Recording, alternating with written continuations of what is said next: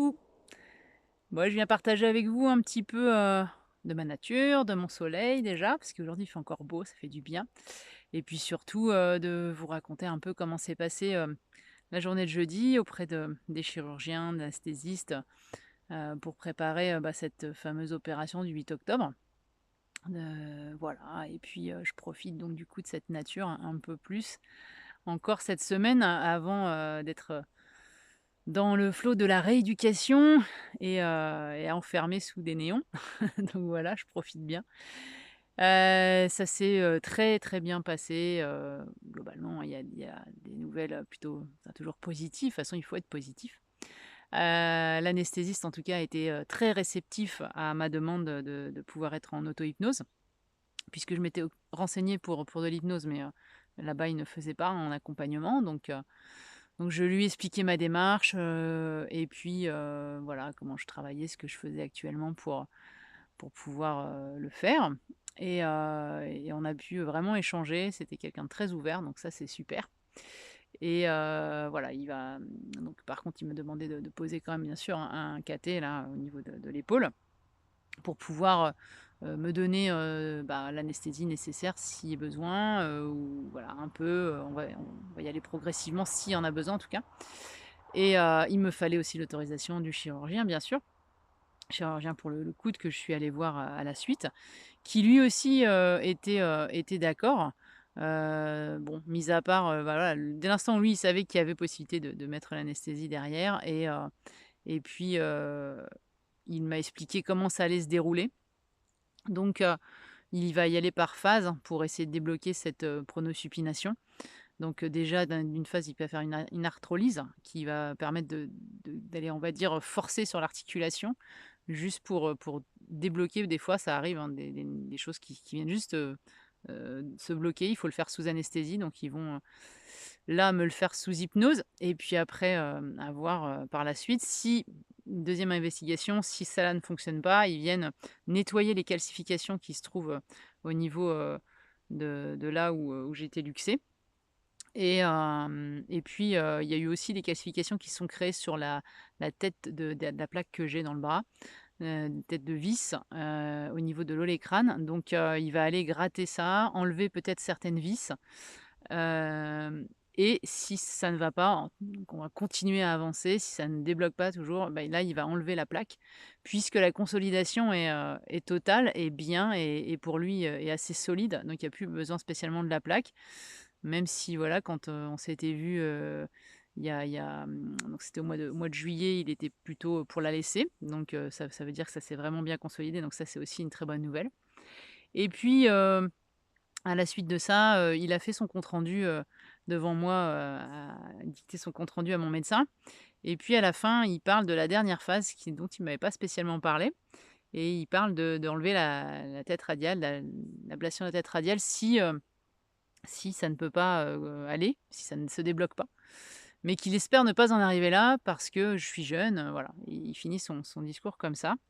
Donc forcément, moi, je lui ai posé une question. Je lui ai dit: «Beh, ça veut dire quoi? C'est des complications? Pourquoi vous dites, si c'est parce que je suis jeune, faut pas l'enlever, qu'est-ce qui va se passer?»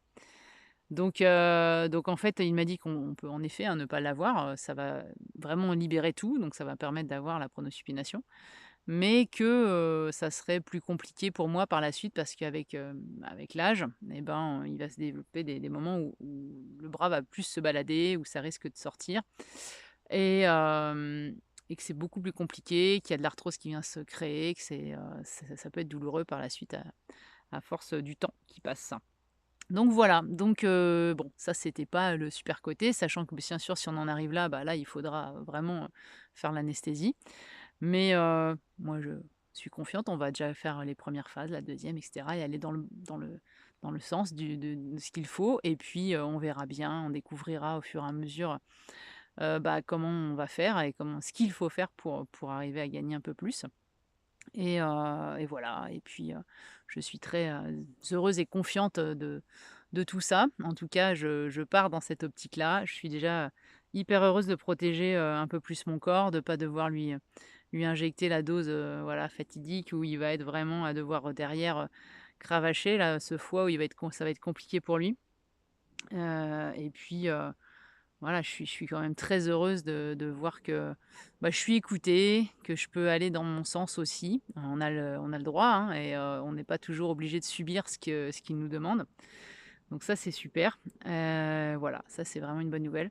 Après, du point de vue, alimentation, j'ai posé la question, sauf que, ben, pour l'instant, j'ai pas vraiment de réponse, dans le sens où, c'est les infirmières, qui vont me recevoir, le jour de l'entrée et qui vont me permettre de dire que, voilà, si j'ai des allergies et cetera, mon régime alimentaire. Donc c'est vrai qu'au début, moi, ça me paraissait un peu, «Ouais, c'est le dernier moment, moi, je veux m'organiser». Donc c'est bien de poser des questions, c'est exactement le chemin, qu'il faut prendre, hein. Faut pas hésiter à aller, demander, savoir comment ça va se passer, le jour de l'entrée, l'horaire. Enfin moi, je pose, voilà, j'avais toute ma liste et je pose toutes les questions parce que j'ai besoin de cadrer pour savoir où je vais et pour me sentir bien, à l'aise et pouvoir réagir, bah, par rapport à mes besoins. Et donc, bah, là, j'ai posé ces questions, il y avait rien d'affolant, il y a pas de frigo, donc je sais que, bah, je vais emmener des choses, que je peux garder comme ça dans ma chambre. J'ai le droit d'en emmener, bien sûr, et je vais anticiper. Logiquement, on m'a dit qu'ils étaient, assez réceptifs, qu'il y avait pas de souci, mais bien sûr, moi, je veux pas, arriver et puis rien avoir à manger si j'ai besoin parce que, bah, on peut très bien tomber sur des plats, mélangés, hein, comme les brandades de morue, des choses comme ça et là, pour moi, ça va être compliqué, je pourrais pas en manger. Donc j'emmènerai forcément du ghee, des couennes de porc, du beef jerky, du beurre de cacao, ainsi que mes compléments et puis, voilà, tout ça, je pourrais le garder avec moi dans la chambre, il y a pas de problème et comme ça, je ne manquerai pas ainsi que du saucisson, bien sûr. Je ne manquerai pas, de voilà, de choses, je pourrai toujours, bien me nourrir.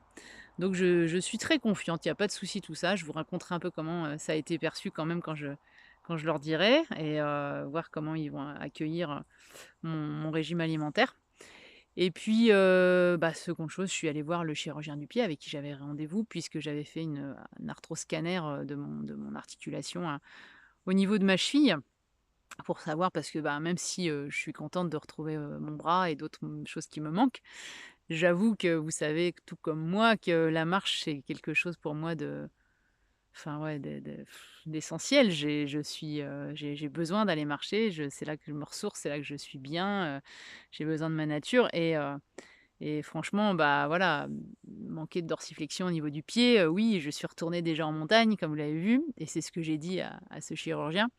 Donc il m'a dit: «Ah bah, c'est bien si vous y repartez, comme ça, c'est que ça c'est peut-être qu'on peut rester comme ça» et moi je lui dis: «Non, je veux gagner plus parce que c'est quand même très handicapant, pour les descentes, j'ai pas de proprioception, c'est difficile».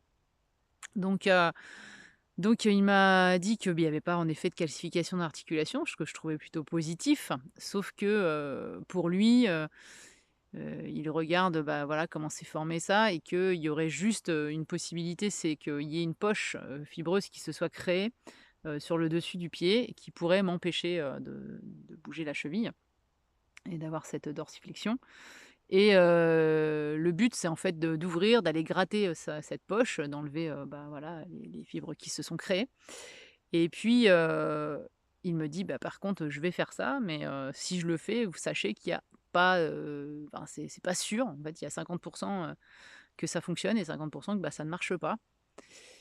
Donc je lui ai dit: «OK, mais pourquoi en fait?» Dans un sens, pourquoi ça peut pas alors qu'on enlève ces choses? Parce qu'il y a encore d'autres choses, d'autres fibres qui ne savent pas, gérer, d'autres endroits où ils savent pas aller encore et ça, ils peuvent pas expliquer, pourquoi, bah, ça bloque.